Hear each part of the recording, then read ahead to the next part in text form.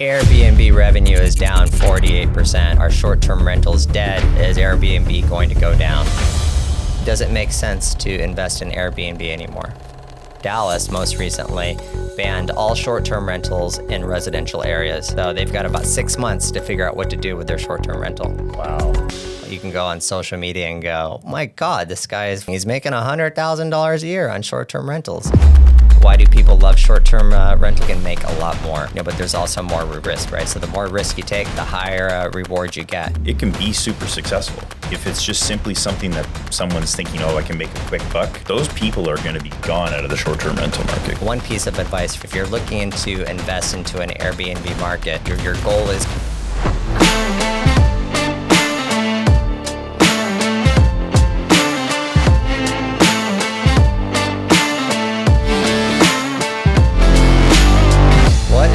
everybody. Happy summer. Welcome to the Seattle Living and Wealth Building podcast. Here we are. It's early July. We don't have a special guest tonight, but that doesn't matter because we've got the three amigos from the Wagner Real Estate Group. Welcome, Michael Dapper. Hello, hello. Welcome, Justin Day. Hello. All right. So we're going to cover some awesome, interesting headlines, a few predictions. So we're going to cover Seattle real estate real quick. Goldman Sachs at one point predicted Seattle prices would drop 12%. So we're going to cover the state of the Seattle real estate market today. Is that true, or what's the future hold? We're also going to talk about Airbnb is dead. Revenue is down 48%. Watch out. Don't invest in short-term rentals. That's a serious headline that just came out a couple weeks ago, and we're going to talk about that in depth. And last but not least, we're going to talk about, do 67% of Seattle residents considering leaving Seattle mean the future of Seattle is dead? We're going to talk about what's happening in Seattle, whether people are actually moving here or leaving, and also talk about some cool things about Seattle that would make people want to stay. Cool. Love it. All right. Exciting. So let's talk about first where we are mid-year. How is the Seattle real estate market? And let's talk about that headline that Goldman Sachs said Seattle real estate prices will be down 12%. I mean, I would say if you're looking at Seattle metro area, it could be somewhat accurate. I think prices are still somewhat suppressed from last year. The bounce back, really hasn't come back yet. We've still been seeing higher rates than what all three of us actually predicted we'd be seeing right now. So full disclosure, we're a little bit off on that. However, we did see rates dip down a little bit. And, overall, I think, prices are down, but we're not seeing a crash. So if we're talking about 12% down in the last 12 months, that could be accurate depending on what you're looking at. But definitely not at a level that would cause concern for what we always talk about as being real estate as a long-term investment. So there's no indicator out there that says, okay, the Seattle market is crashing. Demand is going to be permanently lower by any means at all. So that's kind of my take on it.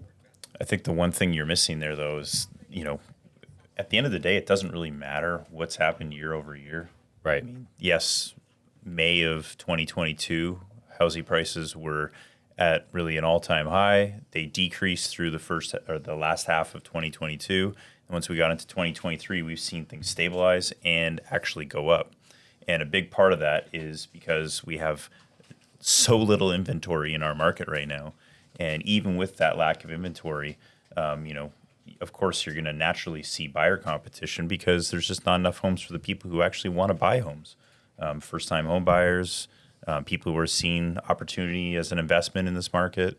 So I really just think that we have seen prices increase, just not year over year. Right. We're seeing it more within the calendar year of 2023. All right. Well, both good answers. Let's tackle the 12%. So actually, where we are in Seattle, we're just a couple of percentage points down in price depreciation since last year. So they predicted 12%. Just recently, they've adjusted their expectations nationwide, that prices will actually be up 2%. And just 2 months ago, they predicted it would be down 6%. So how quickly things can change. Seattle real estate prices have actually gone up the last 5 months. And one of the challenges that we have that's driving up prices is that we have no inventory. And the reason we have no inventory is because you have a lot of homeowners sitting on 3% mortgages, 4% mortgages. There's a stat I read that said something like 75% of homeowners have a mortgage rate under 4%. So that's insane. So if you think about it that way, and they hold the mortgage, they have a lot of good reasons to be able to go out and buy a home right now at a new higher rate. So that's constricting the inventory out there, right? Which makes it a very interesting market. If you're a buyer, what we're seeing are some bidding wars, right? We just recently got some clients into contract. We had to go through bidding wars. We recently lost bidding wars. So the thing to think about is those headlines are, headline grabbers, they're attention getters. You got to unpeel that and really find out what's happening today in our current market.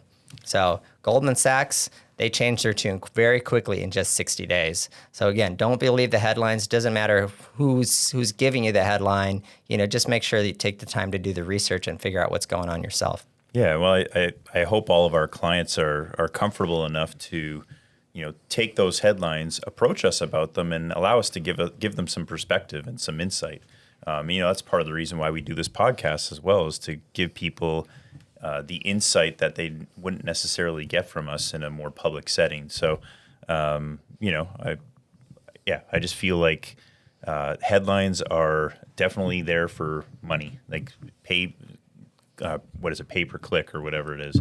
Yeah, I mean, they're just simply there to generate revenue, and the more clicks you get, the more money you make. And some websites are doing better jobs than others. Well, and I mean, if you think about it, if we think about, okay, what's affecting demand, and we talk a lot about the interest rate, what's affecting supply? Maynard, you just said 75% of people are under 4% on their mortgage? 4.5%. 4.5%, exactly. right? I read something the other day that said 98% of people are below what today's, last week's rate was, right? Rate was, yeah. That being said, well, why are people still buying houses, right? So, what is affecting supply? Yeah, it's inventory is definitely going to be suppressed when people have to leave a really low rate to then put their house on the market. But when you read something, okay, prices are 12% down. Well, down is, people hear down and they go, well, that's a bad word.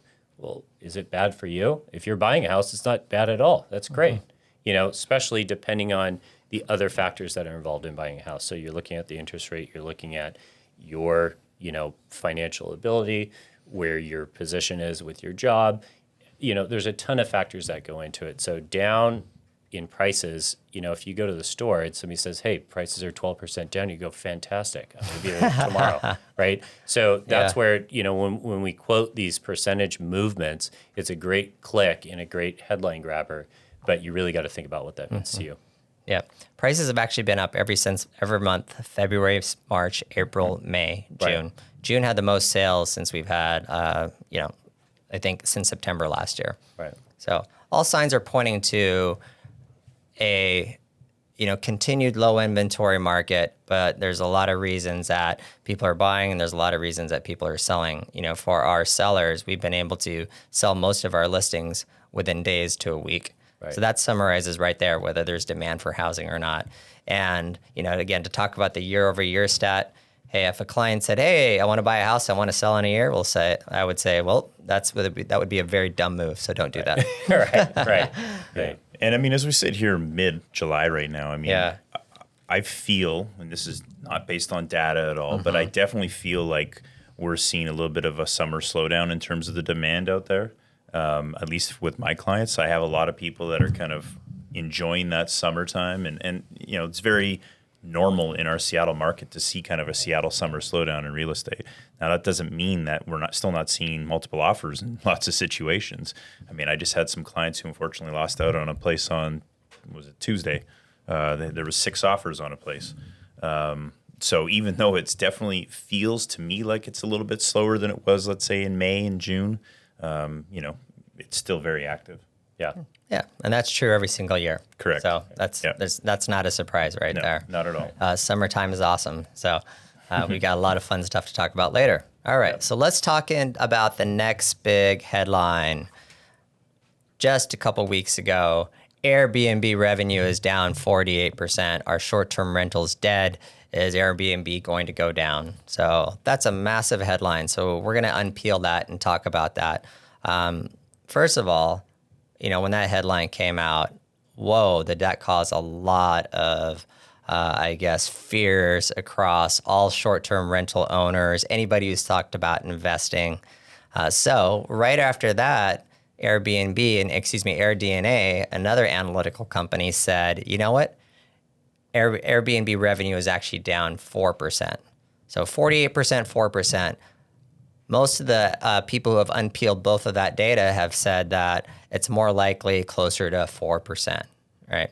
So first of all, a 50% drop in revenue would mean a lot of people would probably not be able to afford their homes if they were relying upon that short-term rental revenue, and we'd see a lot more homes on the market right now, and we're definitely not seeing that. So there are subjective factors that let you know that that just doesn't seem realistic. So maybe I'm seeing different data, but I'd seen data that said that the largest decrease in any market had been 48%. Have you been seeing something that said it's nationwide 48%? Airbnb revenue is down 48%. Oh, yeah. Well, even Airbnb either way, doesn't say that. Either way, whether we're talking about a bunch of markets that are adding up to that amount, the whole point is Airbnb short-term rentals going under. And so let's talk about that, because there's a lot of issues there that have been kind of brought up, and it's in the headlines not just for revenue reasons. It's been in the headlines for quite a while because there are folks out there, or cities out there, who are just fed up with, what's happening with short-term rentals when it comes to uncontrolled parties, unmanaged short-term rentals. And so most extreme is the city of Dallas most recently banned all short-term rentals in residential areas. And they didn't give any opportunity for any of those current short-term rental owners to actually be grandfathered in. So they've got about 6 months to figure out what to do with their short-term rental. Wow. Crazy. So if you currently own an Airbnb in Dallas, you're not, that's done. You got 6 months. Wow. You either sell the house or Yeah. you put it on the long-term rental market, which is only going to flood the long-term rental market as well. So Yeah. So, I think we were talking about this earlier. We were talking about, okay, does it make sense to invest in Airbnb anymore? And I'd say absolutely it does. People are going to demand, again, short-term housing. Actually buying a house to own long-term is getting more difficult because the affordability issue, right? So there's always going to be demand for people who don't want to stay in a hotel, who want to have the opportunity to bring their family, in every different market. I think the thing to think about is, okay, don't get too caught up in the Airbnb hype that it's easy to make a ton of money on it. You really have to analyze this investment, way more, sideways, up, way up and down, left and right, to make sure that, that actually is a sound investment. Well, I definitely think that there's certain markets where it makes a lot more sense than others. I mean, regardless of where you get your data, from whether it's all the rooms or, AirDNA or whatever it may be, there's certain markets that are definitely feeling and seeing more of an impact on the short-term rental market than others. I was looking in certain markets in like Louisiana and Illinois, and these are markets that I wouldn't necessarily look at as like crazy tourist destinations, but they are markets that seem to have a lot of shortage in short-term rental properties, whereas other areas they may be getting a little bit more saturated. A big part of that has to do with the fact that people are sitting there on their 3% mortgage rates. They want to buy a new house. Well, they look at Airbnb as a great option for them to be able to keep their existing property as a short-term rental, but there's a lot of people doing that. And so it's not necessarily just people buying investment properties and then putting it on the short-term rental market. It is people who are taking their existing properties and putting it on the short-term rental market. Because I saw a stat that said 59% of short-term rental properties are single-family homes. Now, obviously, a big part of that can also come from mother-in-law suites and apartments and townhouses and those types of things. But I found that very fascinating. 60%, almost 60% coming from single-family homes. So, in some respects, it does take away from that inventory that we're wanting to see in the market to hopefully make things a little bit more affordable, to have it where, we don't have to see bidding wars in all these different places. But anyways, I just found that really, really fascinating to see 60%. Yeah. That's interesting. I wonder how much of that 60% are people that are converting their primary to now an investment property, like you said. Yeah, and I mean, who knows the answer to that one? Right. But I would imagine that there's a decent portion. amount. I mean, in the last year, I don't think the number of short-term rental investment purchases has been as high as it was in, let's say, 2021 and 2022. 2022 for sure. Correct. Those were peak Right. vacation, Correct. home buying, Well- scenarios where people needed a place to get away, Totally. right? That they felt was safe Well, for them. and there was a lot of domestic travel, obviously. I mean, that's the only Yeah. place people were able to go is domestically. And, the number of Airbnb properties in the United States went from about 200,000 units 7 years ago to just under 1 million units now. Damn. So, that's a lot. That's very substantial. And so, obviously certain markets drew that a lot more. But, we were just talking about this earlier this morning about how a place like Disneyland was really, really, dead, Unpopular. for a lot of the pandemic. It was a COVID hotbed. Totally. So exactly. So, and it was actually closed for a little while, right? So all those places like Anaheim and parts of Southern California were probably, I don't know the statistics on it, but I would assume that those are places that are much hotter for Airbnbs now than they were back then. Whereas there's certain destinations that, were a little bit more secluded and maybe sunny, warm weather destinations that were a little bit more appealing. So, we always, in our minds, Maynard, you and I each own a place in Phoenix as a short-term rental. And, I think Phoenix gains a lot of the headlines when it comes to short-term rentals. Definitely one of the hotter short-term rental markets during the pandemic years. As we kind of moved our way out, there probably is a little bit of oversaturation in parts of the market there. But at the same time, that still doesn't mean that Airbnbs can't be a great opportunity for people. I'm just speaking for myself, but I know that, when you have a place that is unique and that is, compelling, people are wanting to book it. Even in the middle of the summertime, our place is almost fully booked out for the whole summer, which is crazy to think about. But, it's not the revenue that I want, but at the end of the day, our occupancy is extremely high. So there's a reason for that. Well, So- think about what you just said, though. Like, if there was $200,000 properties available, and now there's close to 1 million, right? So now we're talking 5x. If you're telling me that now that we've had, a little bit of a market correction, maybe for some oversaturation, some really hot markets, but we're estimating about 4% down, but we're 5x the inventory, that to me says it's still a very growing market. And there's a high demand for that, right? So, the idea that it's crashing is probably not true. But why are some revenues down, or why is it harder? Maybe places like Phoenix, are maybe oversaturated, or places like Dallas, where it's, now outlawed. Seattle as well, it's difficult to do an Airbnb unless you do own a true single family home. Like, you can't do a condo Airbnb. We used to have Airbnbs on houseboats here, which is kind of crazy to think about. Yeah. A bunch of drunk people falling in the water. But it all used to be legal until it became an issue, right? So I think, the thought process of where would the most solid investment be might be changing, but it doesn't mean that there's not a demand there. Yeah, I think to mitigate the risk, right? If you're somebody who's contemplating buying an Airbnb, you've got, a few things up against you. One, you've got saturation and competition. And then two, you've got regulations that could pop up anytime, disallowing you to do a short-term Airbnb. So, one piece of advice for anybody considering it is if you're looking to invest into an Airbnb market, or your goal is to short-term rent, then just in case that gets taken away from you, make sure you have the funds or you have the ability to rent that. There's demand for long-term rentals. And that way, that's your plan B.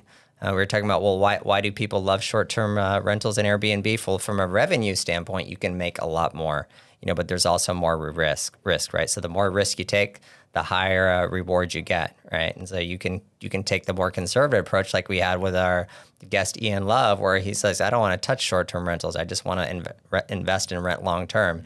And you can always count on that over the long term. So, Lisa and I have been with our Airbnb in Phoenix, right? We've now owned it almost a couple of years. So we've got a little bit of history. So we've got some experience to point to. So our feeling, right, was that rent was down, compared to last year, revenue was down. So we ran some numbers. So for us, revenue is down 9% for the first 6 months of 2023.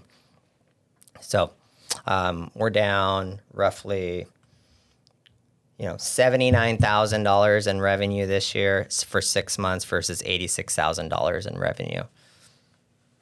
I don't know. I'm okay with that. right. It doesn't. When you that's fine with me, right? $7,000. Yeah. So that said, we've had to work harder for it, right? So if you're in this business as well, some of the things that you might want to be aware of are we've had to work harder for it where our rate per night is down. We've had to identify, unrented periods and offer specials to get those get those unused days rented. And, with that, we've introduced perhaps a different type of renter who's looking for that bargain deal. And then we've also had some more challenges with those renters. We're not getting as much of the large, big weekends and renting at premium rates. This year we had Super Bowl, and luckily we had a really good renter there for Super Bowl. And so all things considered, January was tough, right? If you think about what was happening in the overall market, yeah, it's no surprise Airbnb revenue is down. People were getting laid off left and right in the tech world, right? You're not going to be going on Airbnb vacations during that time period, right? So there's a lot of macro factors, if you think about it, that where it all makes sense. So just don't get caught up with the headline that says short-term rentals are dead. Yeah, I completely agree. I mean, I'll speak to our place again. I mean, this is our first full year of renting, and we didn't start. I don't think we had our first paid guest till September or October. And I think it goes back to what I said earlier that if you're looking to manage and operate a well-run Airbnb property, a short-term rental, a VRBO, whatever, it can be super successful. You can still have good revenue, and your place just needs to stand out above the rest. There's so many places that of the, just under 1 million Airbnb units, a lot of that during the pandemic was people who were renting out their rooms or their houses because they were looking to do something, but they didn't have any sort of functional way of doing it. It's not like you were renting a hotel room. If someone stays at my place, it's better than staying at a hotel, right? Like the experience that they're getting from the second that they, Pizza, plus I want a moist place. oven, Well, I'm not taking it at my house here. Oh, I'm talking down. No, Okay. Phoenix. But that's the truth, though, is that people are experiencing something so unique in when it's a well-managed Airbnb property. If it's just simply something that someone's thinking, I can make a quick buck, those people are going to be gone out of the short-term rental market because there's just not enough demand for that. But I do think that, there's still a lot of great opportunity. As I said, I mean, our place is almost fully booked for the summer. And if you know anything about Phoenix in the summertime, it's freaking hot. Yeah. I mean, it's hot. Well, I think that speaks to the fact that, again, you invested in your property and you created an amenity that people are looking Correct. for, right? You built a $150,000 pool. That's pretty attractive. Yeah, I mean, that's completely fair. But It's a dang nice Well, my pool. point, I'm I trying can to- vouch for that. Exactly, right? Yeah, so this is a good thing. I'm just kind of trying to say, well, why are people flocking to your house? Right. Well, they're not flocking to it because it's a beautiful house on a nice street. I mean, it is, but you've got this great, phenomenal pool in the backyard. Sure. Right now. Yeah, I mean, and for us, I mean, it's been, what is it, 9-10 months now of rental income. Bliss. And yeah, well, but I mean, at the end of the day, I mean, we've had nothing but great reviews and a lot of great positive feedback. And I think that just goes to, the management of the property, which, I mean, my wife does a big part of it, but the management company we work with, I mean, they deserve all the credit. Namaste. Exactly. It's namaste. That's a plug for Namaste. Namaste. You can give them a official plug. It's okay. Yeah. well- Namastai. Yeah. Namaste. Yeah, Adrian and Alexis are awesome, and they've done nothing but an amazing job to help my wife and I through the whole process. And they work with Maynard and Lisa, And yeah, I mean, I think the big part of the reason why we've had success in this market, even though all the headlines are saying everything's crashing, is because, you know, we care about it and we have a great management team. So, yeah. So what I found interesting, Maynard, is you touched a bit on this, is that, okay, if you're looking to invest into a short-term rental, you know, as a backup to make it, you know, to kind of protect yourself, can this also be a long-term, you know, have a traditional tenant scenario? So one of the things that we've talked about is some of the most attractive Airbnbs are not the ones that are attracting a long-term tenant, like where you see these crazy tree house in the woods. Well, nobody's going to sign a year lease in that thing, but they may pay $600 a night for that. So where do you think the sweet spot is between, you know, you guys both have houses in Phoenix that could be rentals, right? They're not tree houses or, you know, funky bungalows or something like that.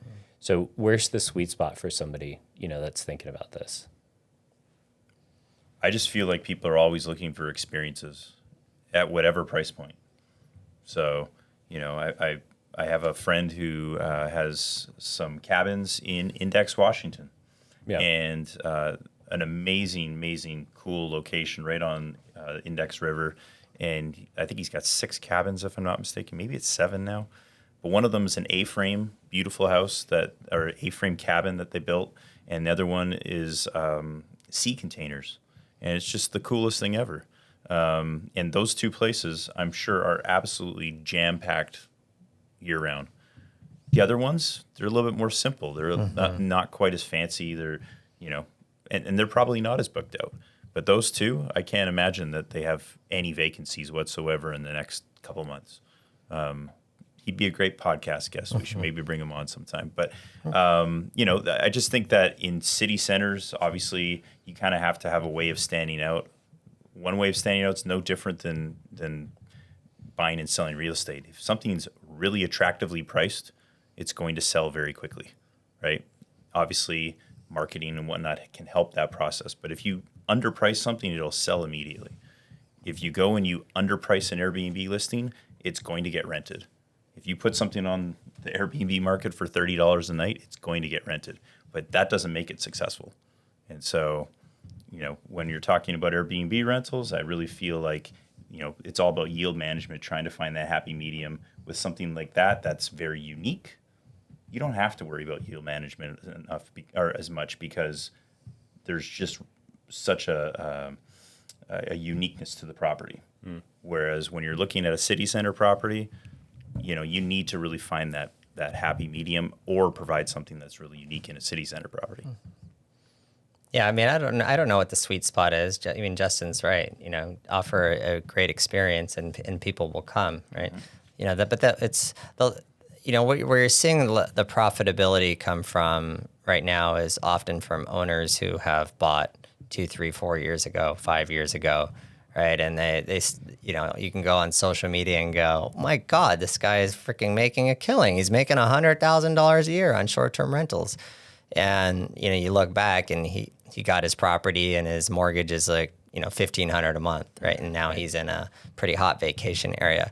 So, you know, I don't know what the sweet spot is right now. If you're going to invest right now, Michael, I think it's just, you know, being prudent about analyzing the numbers and just being really thoughtful about, you know, your ability to afford the property, analyzing, you know, upside and downside, right? And what happens in the downside in the event that your opportunity to rent gets taken away. You know, and again, the backup of being able to rent long-term is nice to have too, right? But, you know, the ones, again, who are killing it have held the property for a long time. So again, it speaks to real estate, you know, being more profitable from a long-term investment. They've got this fixed mortgage that they locked in, you know, 6, 7 years ago before inflation went up 4%, 4%, 4%, 4%, 25%, you know, 5%. So the cost of everything went up, meaning revenues went up, you know, and then yet he locked in this mortgage payment. So it really speaks to that. I'm glad we didn't buy another Airbnb property about like 9 months ago. So that was definitely something that we were considering. And yeah, luckily it didn't happen. So But that's kind of one of those things in hindsight. I think, right, looking at what's happening right now, I think that probably we're getting a little too caught up in how our Airbnb was performing, and we had some downside risk analysis, and we would have been fine because we could rent it long term, but it would have maybe not been quite the experience that we were looking for. Right. Yeah, interesting.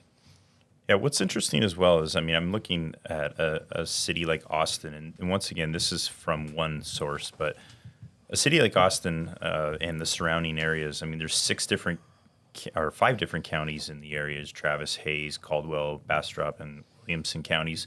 And they all have varying not saturations, but a number of Airbnbs within the specific counties.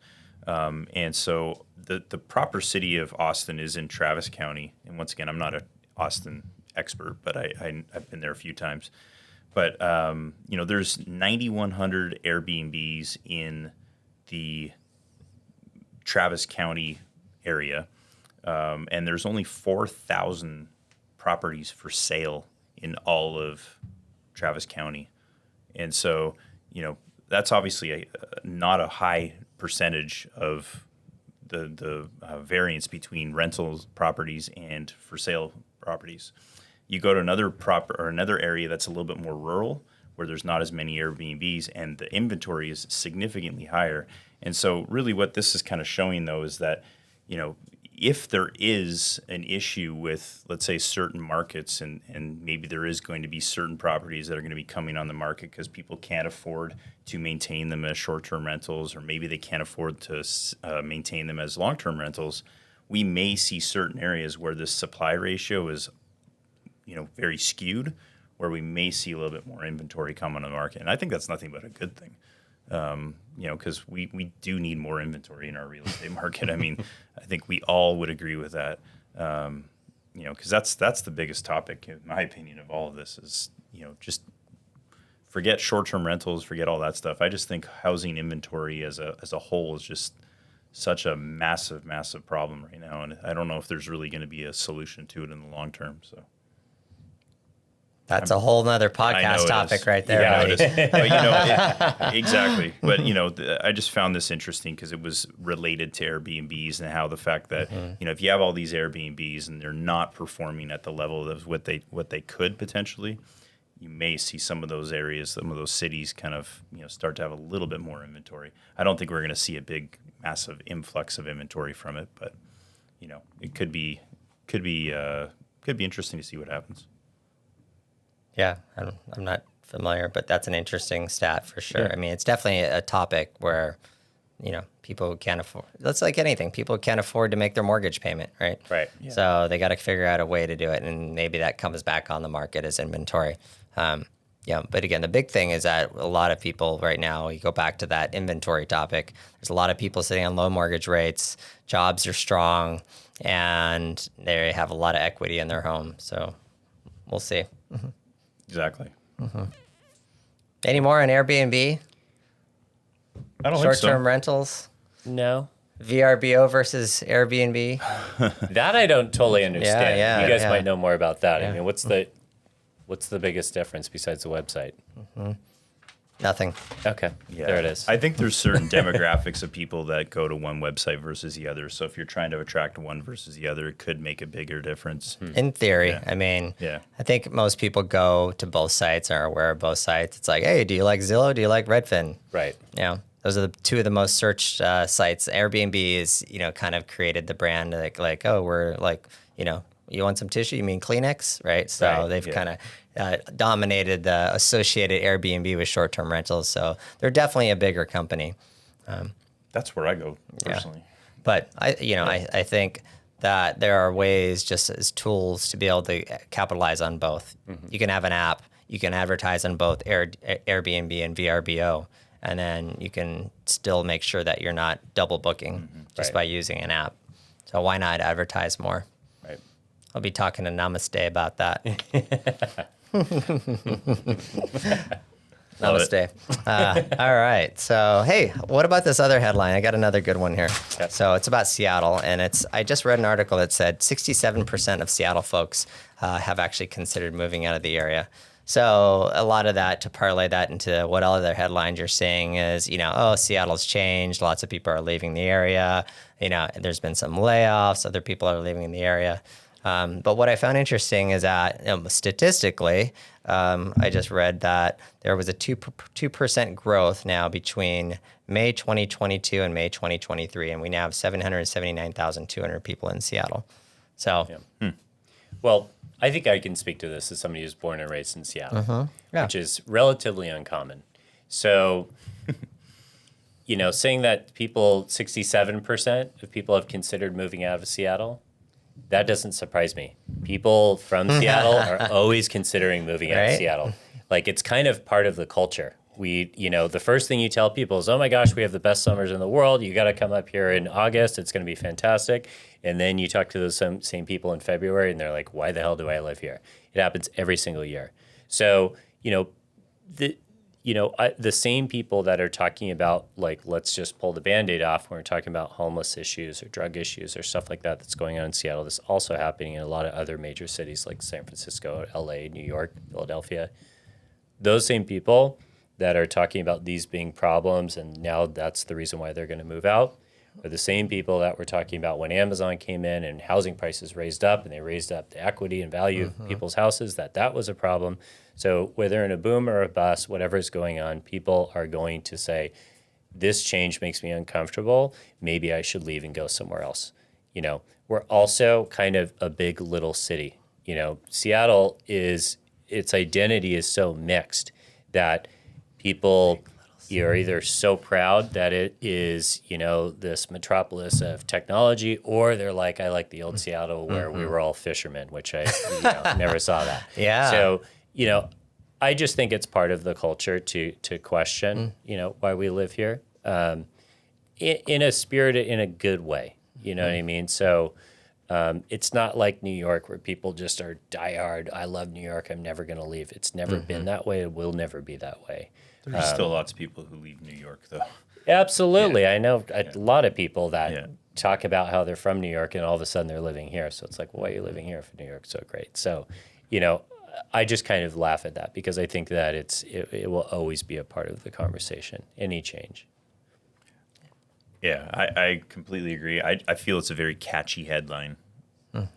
67% of people are thinking of leaving Seattle. Or have thought about leaving Seattle. I'm from Vancouver, Canada, one of the most beautiful cities in the world. Let's not get carried away. 100%. It's a beautiful city. And number one in the living index in the entire world year after year after year. Maybe it's number two, and I think Zurich is number one. No, dude. But the Norwegians won that one, dude. Yeah. Enough said. But yeah, Vancouver's always right at the top of the list, and I left for a reason. We all have different reasons for wanting to go somewhere else or experiencing something new. If you live in somewhere like San Diego, San Diego is an awesome place, very temperate climate, but at the same time, some people just would not like to live there. They want to have the seasons. They maybe they want to live in Vermont or Massachusetts or whatever. So I don't know. I just feel like that's a catchy headline. I think Seattle is nothing but a fantastic place to live for so many different reasons that we could all talk about ad nauseum. But this time of year, no one wants to leave Seattle. I can promise you that. That's right. Yeah, that's true. So, there's lots of cool things happening in Seattle. We got the continued waterfront redevelopment project, which connects downtown right to the waterfront. So that's super cool. Light rail continues to grow and expand to connect other areas outside of Seattle to Bellevue, up north. I've noticed definitely a bigger return to work with Amazon, and I've noticed Tuesdays, Wednesdays, and Thursdays are quite busiest. So if you're going to pick 3 days to go to work, you got to go Tuesday, Wednesday, Thursday, and then you can work from home on Monday and Friday. So that's been, I guess, good for downtown revitalization and development. We also just recently had the All-Star game. We've got the World Cup coming to town. I also saw that we hit our highest occupancy kind of rate ever in mid-June, where downtown hotels were at a 98% occupancy rate. Wow. So tourists are also flocking to Seattle for a lot of different reasons. And in the entire area, like the greater Seattle area, that particular day had 92% occupancy rate, and I can't remember what that was. I think maybe we had like 4 Wagner Real Estate Group listings go on that weekend, so a lot of people were coming into town for that. Check them out. So that was big. Our open houses were nuts. And then we got Seafair coming up, obviously. That's such an iconic Seattle event. And, I don't know. There's so many different reasons why Seattle is such an amazing city. And I mean, I moved here, what has it been, 15 years ago now? 15 and a half years ago. Expected to live here for a year and a half, maybe 2 at the most. Still here. Not planning on leaving. So, yeah. Cool. Yeah. Also at SeaTac Airport, we've had like a 27% increase in airport traffic, particularly long haul traffic as well too. So we're being more connected to the world here, and there's a lot less talk about, layoffs, fortunately, for at least most of the folks that we're talking to. Feels like we've gotten through that hump and bump, and, it doesn't mean it's going to be smooth sailing from here. But we're seeing some signs that inflation is improving as well too, and mortgage rates have dipped a little bit. So there's a lot of positive signs. Definitely, 67% of people thinking about leaving Seattle. Maybe they're just thinking about going to like Lake Stevens or something like that. Right. I mean, that's actually a great point, though. Yeah. You know what I mean? Yeah. Maybe they're just thinking about moving out of the city, but. Well, which is an interesting topic because, especially with people going back to work, I mean, you think it's the exact opposite now. I do feel like condo activity is starting to pick up in Seattle from a real estate perspective. Bidding wars on condos. Yep. Yeah, speaking to more That's people true. who are wanting to, move from their pandemic house purchases. I mean, you had a listing in Marysville, right? That someone Sold in a day. Exactly, and someone who wanted to be in a more urban environment again. So Yeah, for my client. Yeah. And the buyer, who buys in Marysville, well, Boeing, Exactly. Everett Worker in Boeing buys, and amongst a lot of other people who love beautiful Marysville. Yep. So, Yep. I mean, there's a lot of different reasons. well, cool. We covered a lot of topics here. Anything else? Anything to close with here? I love summer in Seattle. Period. Couldn't have said it better. Yeah, and then Michael's going to be off and enjoying his honeymoon. you're right. Excuse me, Yes. not his honeymoon, but I guess it is, right? I have It's, been thinking about leaving Seattle, yeah. and I'm going to for about 3.5 weeks. I'm going to go to France and Italy France, for my yeah. honeymoon. So very excited about that. But I will be returning to Seattle, Yeah, back to home. well, exciting. Super I exciting. will be here. I'll be here for Seafair on the water, enjoying that. Then Chicago for Labor Day to see how hot it gets there over Labor Day weekend. So I'll be in Check out the Pinehurst. Airbnbs Justin's talking about over Just there. a heads up, yeah. anybody trying to reach Maynard during Seafair weekend, he'll be on a boat, and it's going to be a little loud. Yeah, the So, date is not, the cell service is bad there. Yeah. So. Contact Ashley. Contact Justin Day. Yeah. And I'll be in Pinehurst, North Carolina, trying to fend off the humidity. So all Yeah. good. But yeah, wish I was here. Enjoying golf. So, Not me. All good. yep. Enjoying watching golf. So, Totally. Cool. For those of you who don't know, Justin's son, Nathan, is going to be in the U.S. Kids World Championships. at Exactly. Pinehurst, North Carolina. not too shabby. Not No. too shabby. All right, guys. Well, it was fun to catch up, and just the 3 of us. So next month we'll have a pretty awesome guest. So stay tuned for that, and we'll look forward to seeing everybody on the next podcast.